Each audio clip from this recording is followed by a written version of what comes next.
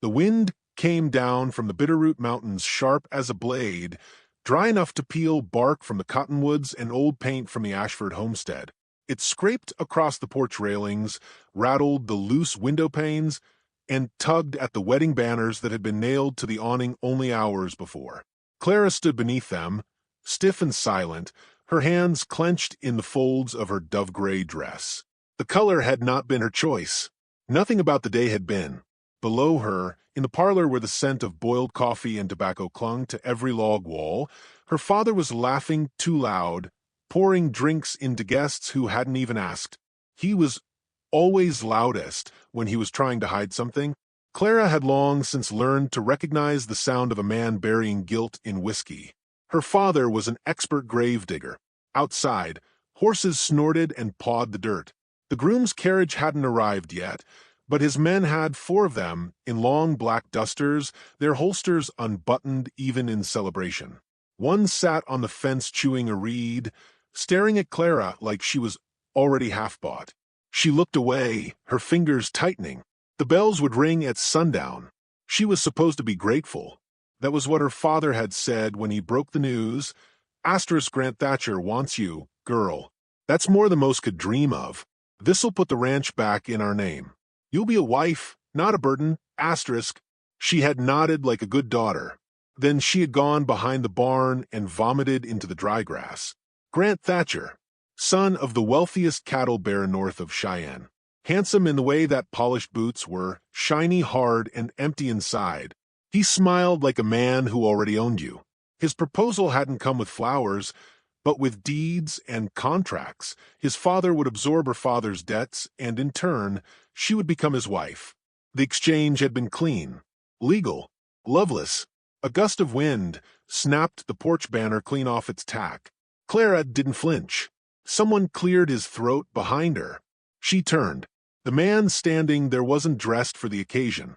He wore a worn canvas shirt rolled to the elbow and a trail coat heavy with dust. A scar ran from his right brow to the edge of his cheek, like a strike of lightning frozen in skin. His eyes were the color of burnt brass. He held his hat in his hands like it might explode. "Miss Ashford," he said. "Do I know you?" she asked. He looked down, almost sheepish. "No, ma'am. Not yet."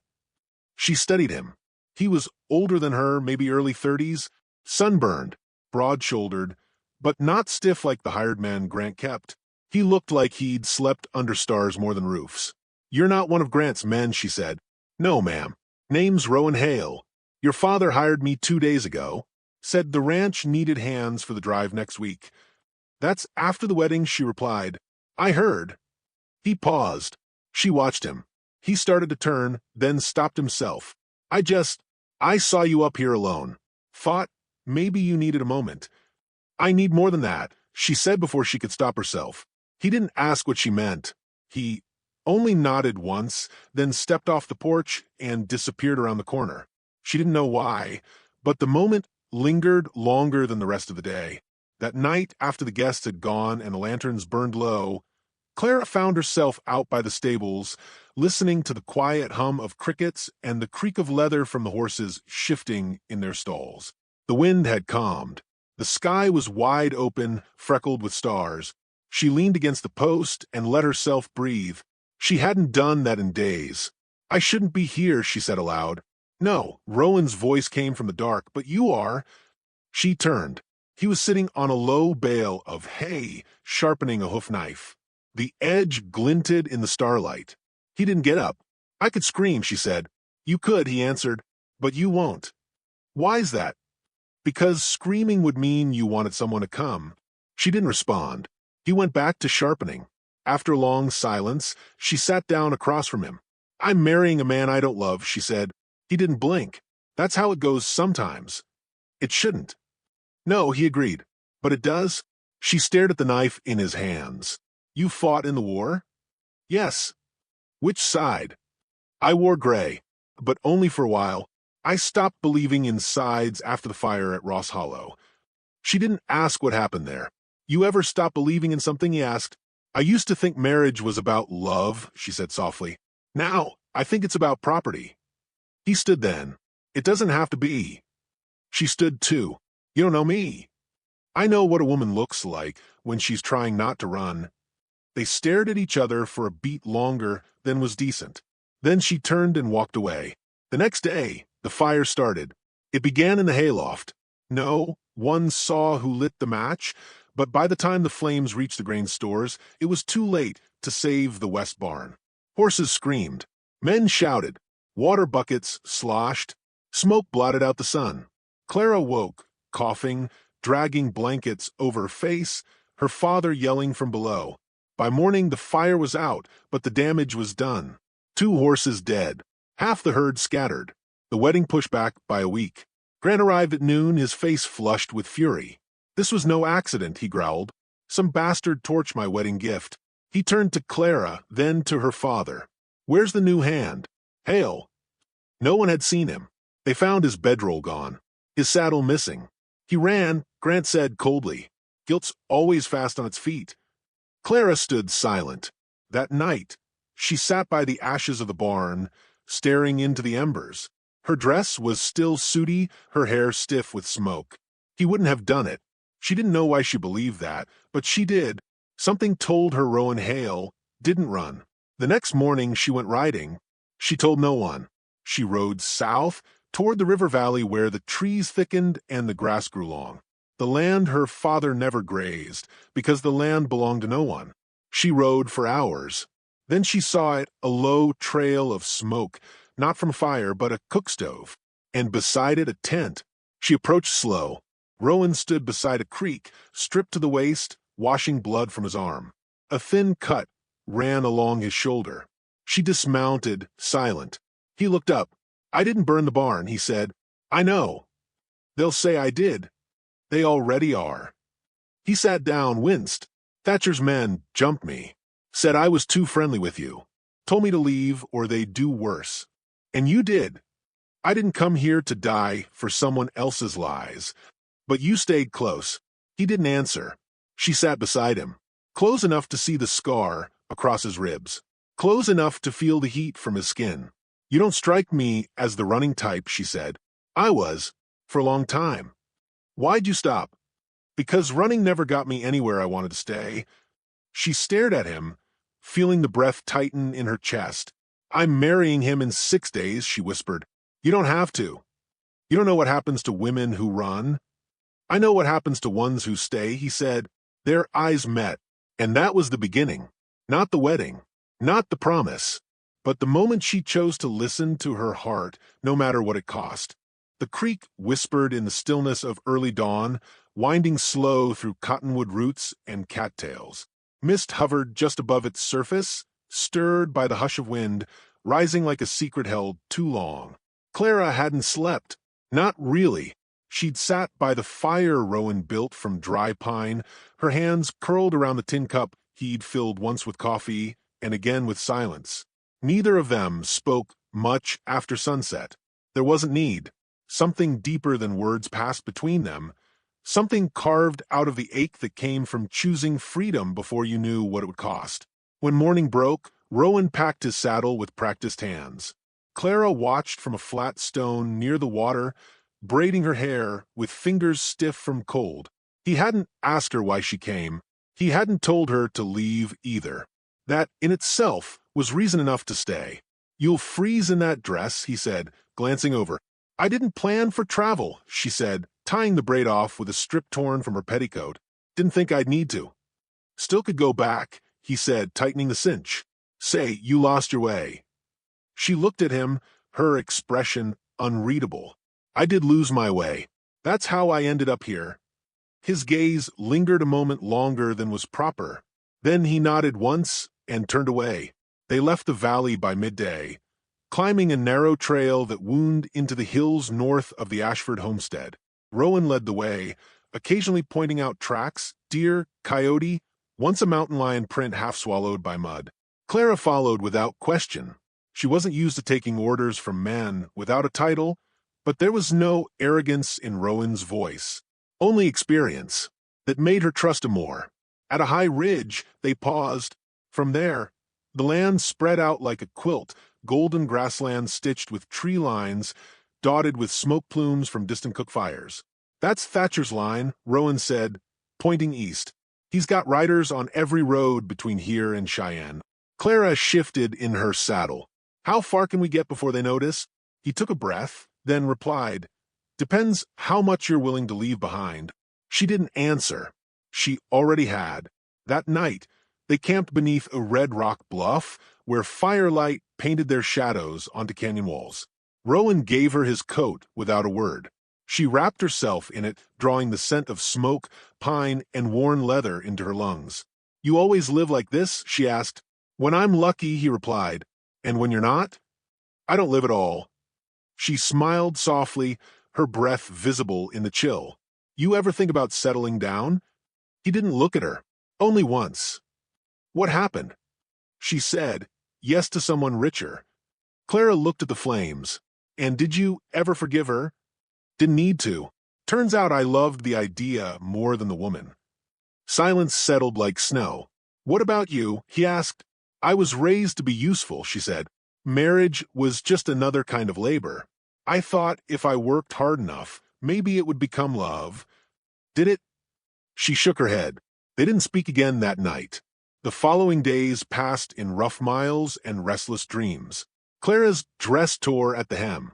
Her hands blistered from riding, but she didn't complain. Rowan showed her how to snare rabbits and find water in the roots of cottonwood. He never asked what she was thinking, but somehow always knew when she was afraid. Once, she woke screaming from a nightmare, Grant's hand around her throat, her father nodding in approval, and Rowan was already beside her, holding her until the shaking stopped. On the fourth day, the storm found them. It rolled in from the west, thick and black, swallowing the sky. Thunder cracked like gunfire. Rain came down in sheets, flattening the grass, soaking them to the bone before they could find cover beneath a rocky outcrop. Rowan built a fire with wet wood and stubborn grit. Clara's teeth chattered uncontrollably. She curled against him for warmth, her fingers digging into the fabric of his shirt. "You should have stayed home," he murmured. "I didn't want to marry a man who thought love was a leash. And you think I don't. I think you know how to let go." They didn't kiss. Not that night. Not yet. But something passed between them. Closer than lips, louder than vows. By dawn, the storm had passed, but something else had arrived. A trail of hoof prints. Fresh. Deep. They weren't alone. Rowan knelt, fingers brushing the indentations. "3 riders," he said, "moving fast. Southbound." "They followed us?" "No," he said slowly. "They're circling." He rose, scanning the ridge. "Grant's men, most likely. Bounty hunters. Maybe. Either way, we can't stay exposed." They rode hard into a narrow canyon where walls of red stone rose high on either side. By midday, Rowan found a cave barely large enough for the horses.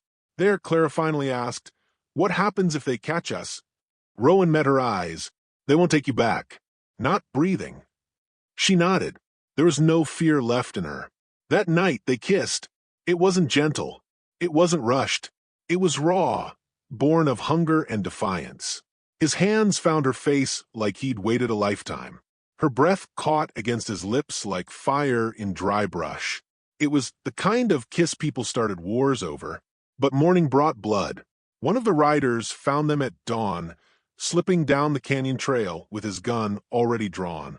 Rowan moved fast, faster than Clara had ever seen a man move, rolling and firing once.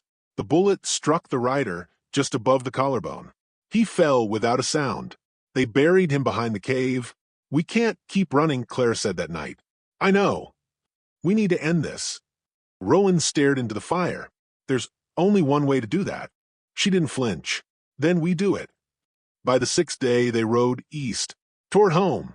Not to surrender, to finish it. The Ashford ranch looked smaller than she remembered. The wedding banners were gone. In their place, 2 guards stood at the gate with rifles across their laps. Rowan dismounted first, hands raised. Clara followed. Her father came out of the main house slowly, hat in hand, hair grayer than she recalled. His eyes widened when he saw her, then darkened when he saw Rowan. "You've got some nerve, girl," he muttered. "I'm not here to ask," she said. "I'm here to tell." Grant stepped out behind him, flanked by 2 riders. "You embarrassed me," he said, voice tight. "Ran off like a whore in a dime novel. Clara didn't blink. And you chased me like a coward who doesn't know what love is." Grant stepped forward. "You're mine." "No," she said clearly. "I was promised. But I'm not property." He reached for her. Rowan moved like lightning. "Gun out. Hammer back. Touch her," he said, "and I'll cut your hand from your wrist." The ranch erupted in shouting. But then something strange happened. The ranch hands, the ones who'd worked beside Clara for years, began lowering their weapons. Slowly, one by one. "Enough blood's been spilled," one said. "She ain't wrong," said another. Clara's father looked broken. Grant stood alone. He turned toward Rowan. "You'd kill me for her?" "No," Rowan said. "I'd kill you because you deserve it." Grant sneered. "You don't have the guts." Rowan's gun didn't waver, but Clara stepped between them. "No," she said. "This ends with me." She turned to Grant. "I don't love you. I never did. You used my father's debt to buy me. That isn't love. It's theft. You'll regret this." She smiled. "I already did. Until now." Then she took Rowan's hand, and together they walked away. By sundown they were gone again. 2 silhouettes riding west, toward land no map had claimed, leaving behind a world that had never been theirs. And for the first time, Clara didn't look back. The prairies stretched wide and wild beneath a bruised sky, the wind kicking dust in long, restless spirals across the horizon. Rowan and Clara rode in silence, their silhouettes lengthening in the fading amber light. Behind them, the Ashford Ranch had become nothing more than a distant smudge of memory, a place of ghosts and bitter bargains. Ahead was the unknown, but at least it was theirs. They hadn't spoken much since leaving. Words seemed too small for what had passed. Her fingers occasionally brushed in the reins, and that was enough. The land rolled before them like a second chance waiting to be written. They camped that night beneath a broken pine where the hills dipped low and the stars fell hard and close. Rowan built the fire tight and clean, his movements brisk but thoughtful. Clara laid out the blankets without asking. They had slipped into a rhythm now, like water finding its own way. He handed her a tin of beans. She ate quietly, then said, "You could leave me, you know. No one would blame you." Rowan looked at her for a long moment. "Wouldn't do much good." "Why not?" "Because wherever I went, I'd just be looking for you." Her throat tightened. She looked away, blinking fast. "I don't know where we go from here," she whispered. "Then we make the road ourselves." The next few days blurred into a haze of hard riding and harder decisions. Rowan led them west into no man's land, old territory marked by worn trails, crumbled homesteads, and silence. They forded 2 rivers, traded pelts for grain at a half-burned trading post, and passed a wagon whose riders had all frozen upright inside, their faces twisted into brittle prayers. This land did not forgive easily. Still, they pressed on, riding until they found a patch of high ground where the soil was dark and the water ran sweet. It wasn't much, a clearing ringed with scrub oak, a small creek, a crumbling chimney someone had left behind, but it felt like a place to begin again. Rowan built a shelter from deadfall and tarp. Clara planted herbs by the creek, her fingers deep in the earth. In the evenings, they lay together under the stars, her head on his chest, listening to the slow beat of a life they never thought they'd have. For a time, it was enough. Then came the rider. It was early morning when they spotted him, a lone figure cresting the ridge, moving slow but sure, rifle slung across his back. Rowan watched him through a cracked spyglass, jaw set. "Friend of yours?"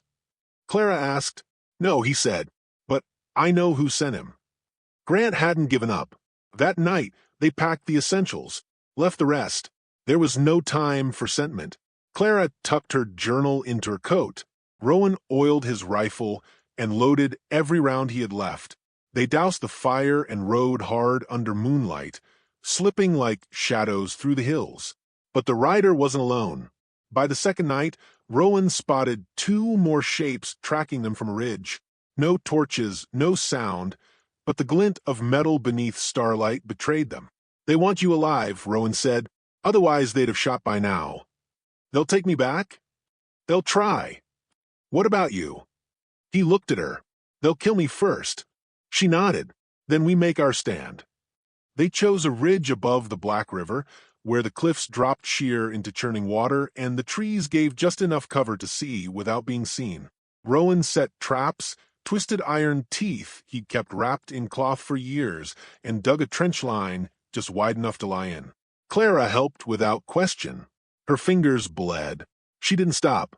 When the riders came, the wind shifted in their favor. It began just before dawn. The crack of a branch, the heavy tread of a horse trying to tread light. Rowan fired first, dropping a man before he cleared the tree line. Chaos erupted. Gunfire echoed across the rocks like thunder. Clara dropped behind a stump, revolver in hand. She didn't shake. She didn't cry. She waited. Another rider charged, shouting something she didn't hear. Rowan rose from the trench like death itself and dropped him with one clean shot. Then came silence. Too much of it. Rowan moved to reload, and that's when the last one came. Not on horseback. On foot, crawling through the brush, slow and silent. He lunged from the trees, tackling Rowan with a growl. They hit the ground hard. Claire screamed. The two men rolled across the dirt, fists landing wet and heavy. The attacker, young blonde, eyes wide with madness, drew a knife and slashed. Rowan cried out. Clara ran. No hesitation. No thought. She raised the revolver and fired. Once. The man stiffened, fell sideways, dead before he hit the earth. Rowan clutched his side, blood seeping fast. Clara dropped to her knees. Don't you dare die. He tried to smile. Didn't plan to. She tore her shawl into strips, pressing it to the wound. We need a doctor, she said. Closest one's 3 days east. Then I'll carry you. His hand caught hers. No, we finish this first. The last rider had a satchel on his saddle. Inside it, a map, coordinates, and a letter bearing Grant Thatcher's seal. It was short. Asterisk, bring her back. No matter the cost. Asterisk, they burned it. Rowan couldn't ride for a day, so they holed up in a cave along the river, hiding beneath stone and shadow. Clara kept watch. Her eyes never stopped moving. On the second night, Rowan sat up beside the fire. You're not like anyone I've ever met, he said. She smiled tiredly. You've met the wrong people. No, he said. I just hadn't found the right one yet. She reached for his hand. You found me. When they finally rode out again, the sky had turned pale with frost. Snow crept along the mountain edges. Winter was coming. But Clara's resolve had only sharpened. They returned to the Ashford ranch at dusk. Clara rode in first, Rowan behind her, pale but upright. The men guarding the gate didn't move. They recognized her. And him. They stepped aside without a word. Inside, the ranch was quiet. Fewer workers. Fewer horses. The place felt like it was hollowing from within. They found her father in the barn, shoveling feed. His back was stooped. His eyes went wide when he saw them. You're alive, he said. They told me. They lied, Clara cut in. You shouldn't have come back. I had to, she said. You need to understand, I'm not property. I'm not your debt. I'm not a signature on a contract. I did it for the ranch. No, you did it for yourself. He looked past her to Rowan. He can't protect you. He already has. Her father dropped the shovel. Grant's coming. Let him. But it wasn't Grant who came. It was his father. Jonathan Thatcher rode in with 6 men, all armed, all silent. He didn't dismount. He simply looked at Clara like she was a ledger gone unpaid. You ran, he said, and you brought ruin with you. You tried to buy me, she replied. I bought your father's silence. You were part of the deal. I'm not anymore. He sneered. Where's my son? Rowan stepped forward. Dead. You raised him. Thatcher's hand twitched. You'll hang. No, Clara said, stepping in front of Rowan. You will. She pulled a letter from her coat, the town marshal's seal. She tossed it to the dirt. Thatcher read it. His face turned white. I had friends, Clara said. Still do. Ones who care more about justice than cattle. You think this ends it? No, she said, but it ends with us. And it did. Thatcher left that night. Not in chains. Not in blood. but in shame. His empire would crumble piece by piece under the weight of investigation and exposure. Clara saw to that. She knew how to write, and she knew who to write to. The ranch changed hands. Rowan and Clara didn't stay. They rode west again toward the mountains, toward a patch of land no one had claimed, where wild things still lived and the stars burned low. There, they built a new home. It was rough. It was small, but it was theirs. Years passed. The pain faded. The scars remained. They planted apple trees, built a fence, raised a daughter who had Rowan's eyes and Clara's fire. And every night when the sun dipped low, Clara would sit beside Rowan on the porch, fingers entwined, and say, "I was promised to another," and he would reply, "But you chose me." And she would smile, because she had. The wind howled like a mourning widow through the peaks of the Bitterroot Mountains, and the snow fell sideways in furious bursts. Rowan's breath came in ragged clouds as he leaned into the storm, his arm tightly around Clara's waist as they pushed onward, step by punishing step. Behind them, only the broken trail of their passage remained, twisted, half-covered tracks and blood-darkened snow. The bullet had gone clean through his shoulder, but it hadn't been clean in the aftermath. Infection festered faster in mountain cold, and now the skin around the wound burned with heat, even as the wind cut through his coat. Clara hadn't said a word in miles. Her jaw was locked, her eyes wild and unyielding. She'd never known such silence to be so loud. Each breath Rowan took sounded like it might be the last. They found an outcropping just before nightfall, a shallow cave tucked into the side of a limestone cliff. Inside, she helped him slide down from his horse, bracing his weight as he collapsed into the stone and shadows. His blood smeared her dress again. She didn't flinch this time. "You need to rest," she whispered, voice frayed. "No," Rowan croaked. "Not yet." She forced a fire to life, her hands trembling. Every stick she broke felt like the world breaking with it. She boiled water with snow and stripped off his coat, tearing fresh cloth from her underlayer. He didn't protest. That frightened her more than his fever. "You promised me," she whispered as she pressed the hot rag to his wound, "you wouldn't leave?" His eyes fluttered open. "I'm here. Not for long if I can't keep you breathing." He smiled faintly, his hand groping for hers. She took it and felt how cold it was. Outside, thunder cracked over the peaks. A storm was coming, but that wasn't what chilled her to the bone. It was the distant echo of hoofbeats. Clara's breath hitched. She leaned closer to Rowan. "Someone's coming." His eyes opened wider. "How many?" She moved to the cave's mouth and peered through the falling snow. "One man. Just one. But not just anyone. It was Grant Thatcher." He dismounted slowly, calmly, as though this were a visit, not a hunt. His coat flapped like a predator's wings. He carried no rifle this time, just a pistol at his hip and a grin sharp enough to cut stone. "Clara," he called. "No sense hiding. I saw your tracks 3 ridges back. You're not hard to follow. You leave pieces of yourself wherever you go." She stepped out of the cave. Grant smiled wider. "There you are. You look rough. What do you want?" He shrugged. "Closure. You ran. I chased, but this time, there's nowhere left." "You think I'm afraid of you?" she asked. "I know you're not. That's the problem." He took a slow step forward. "Rowan's dying," he said. "I know it. You know it. He's bleeding out while you play frontier housewife. Come back with me, Clara. End this fairy tale before it gets tragic." She drew her revolver and cocked it. Grant froze. "You don't get to offer anything," she said. "Not anymore." He tilted his head. "You gonna shoot me?" "In cold blood." "No," she said, in burning rage. He moved fast, but she moved faster.